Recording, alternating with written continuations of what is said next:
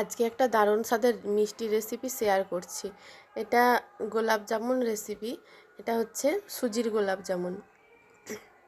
যেহেতু আমি কোনো ফুড কালার ব্যবহার করিনি, তাই অতটা ঘন লাল কালার হয়নি, কিন্তু টেস্টে কিন্তু কোনো রকম গোলাপ জামুনের থেকে কম হয়েছিল না।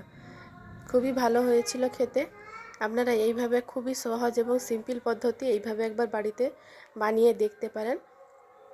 দেখুন মিষ্টিটা এতটাই সফট হয়েছিল, ভেতর পর্যন্ত কিন্তু রস একেবারে গেছে। এইভাবে যদি আপনারাও বাড়িতে বানিয়ে দেখেন তাহলে কিন্তু আপনাদের মিষ্টিগুলোও খুবই সহজ এবং সিম্পল পদ্ধতিতে আপনারা বানাতে পারবেন। দেখুন ভেতর পর্যন্ত কিন্তু একদম রস গেছে। আমি একটা কড়াই নিয়েছি, কড়াইতে নিয়ে নিচ্ছি 1 টেবিল চামচ মতো ঘি। ঘিটা মেল্ট হয়ে গেছে, তারপর কড়াইয়ের চারপাশে এইভাবে আমি ছড়িয়ে দিচ্ছি। তারপরে দিয়ে দিচ্ছি আমি যে চায়ের যে কাপ হয় ওই চায়ের কাপ মেপে 1 কাপ আমি সুজি নিয়েছি। আমার গলার অবস্থাটা খুবই খারাপ, তাই আমার বলতে একটু অসুবিধেই হচ্ছে। ঘিয়ের মধ্যে সুজিগুলো দিয়ে ভালো করে একটু নাড়াচাড়া করে নিতে, খুব বেশি ভাজার দরকার নেই। জাস্ট একটু সুজির যে একটা গন্ধ থাকে ওই গন্ধটা চলে যাওয়া পর্যন্ত একটু লো ফ্লেমে, মিডিয়াম টু লো ফ্লেমে একটু 2 মিনিট মতো নাড়াচাড়া করে নিয়েছি। তারপর দিয়ে দিচ্ছি লিকুইড দুধ। 1 কাপ প্রথমে লিকুইড দুধ দিলাম, দিয়ে আবার ভালো করে একটু মিশিয়ে নিতে হবে। তারপর আমি আবার 1/2 কাপ মতো দুধ দিয়ে দেব।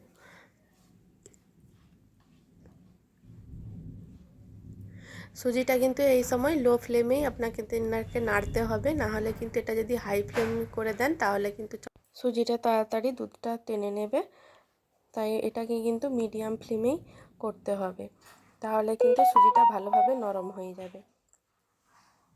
আমি আবারও 1/2 কাপ মতো দুধ দিয়েছিলাম, দিয়ে ভালো করে এটাকে নেড়ে নিয়েছি। তারপর দিয়ে দিচ্ছি 3 টেবিল চামচ মতো চিনি। চিনিটা দিয়ে আবারও এটা মিশিয়ে নিতে হবে।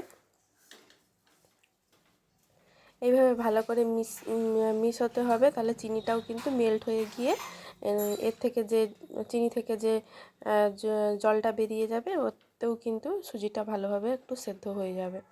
এইভাবে লো ফ্লেমে আমি নাড়াচাড়া করতে করতে দেখুন একটা দইয়ের মতো পরিণত হয়ে গেছে। এই সময় কিন্তু গ্যাসের ফ্লেমটা একেবারে বন্ধ করে দিয়ে ডোটা তুলে আলাদা করে নিতে হবে। ডোটা তুলে আলাদা করে নিয়েছিলাম, তারপর একটু ঠান্ডা করতে দিয়েছিলাম, দিয়ে তারপরে দিয়ে দিচ্ছি 2 টেবিল চামচ মতো একটু ময়দা দিয়ে দিলাম। ময়দা দিয়ে ভালো করে এটাকে কিন্তু ময়দাটা মিশিয়ে নিতে হবে, ভালো করে ডলে ডলে একটু মেখে নিতে হবে। ময়দাটা আমার ভালোভাবে মিশিয়ে নিয়েছি। তারপর এ থেকে আমি লেচি কেটে নেব। দেখুন এই সময় কিন্তু হাতে একবারেই লেগে যাচ্ছে না।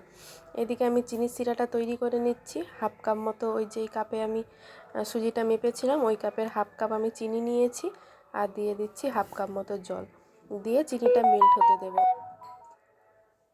এখানে কিন্তু 1 তার বা 2 তারের কোনো সিরার দরকার নেই আমার।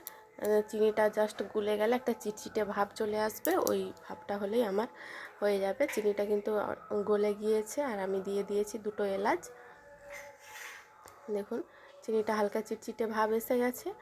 এই অবস্থাতে আমি গরম অবস্থাতে আমি গ্যাসের ফ্লেমটা বন্ধ করে রেখে দিচ্ছি। এদিকে আমি হাতে একটু ঘি নিয়ে নিয়েছি, ওই ডোটা থেকে লেচি কেটে নিব। আপনারা নিজেদের পছন্দ অনুযায়ী শেপটা বাড়িয়ে কমিয়ে নেবেন। আমি এখানে খুব বেশি বড় বা খুব ছোটও আকারের করিনি, যেহেতু এগুলো তেলে ভাজলে যখন চিনির সিরাতে ডুবাবো তখন কিন্তু এগুলো একটু ফুলে বড় হয়ে যাবে। এইভাবে একটু কিন্তু গোল গোল করে নিতে হবে। সবগুলো এইভাবে হাতের তালুতে ঘুরিয়ে ঘুরিয়ে আমি গোল গোল করে নিচ্ছি। একেবারেই সহজ পদ্ধতি। এই পদ্ধতিতে অনুসরণ করে যদি আপনারা মিষ্টিগুলো বানান তাহলে কিন্তু পারফেক্ট মিষ্টিগুলো বানানো যাবে। দেখুন আমি সবকটা বল গোল গোল করে নিয়েছি। এবার কড়াইতে কিছুটা পরিমাণ সাদা তেল দিয়েছি। তেলটা কড়াইয়ের চারপাশে একটু ছড়িয়ে দিচ্ছি, হালকা গরম হতে দেব, খুব বেশি কিন্তু গরম হলে চলবে না। তেলটা হালকা গরম হয়েছে, এই সময় আমি 2টো ব্যাচে মিষ্টিগুলোকে ভেজে নেব। মিষ্টিগুলো দিয়ে কিন্তু খুব বেশি নাড়াচাড়া করার দরকার নেই, এইভাবে একটু উপর থেকে তেলগুলোকে ছিটিয়ে ছিটিয়ে দিতে হবে।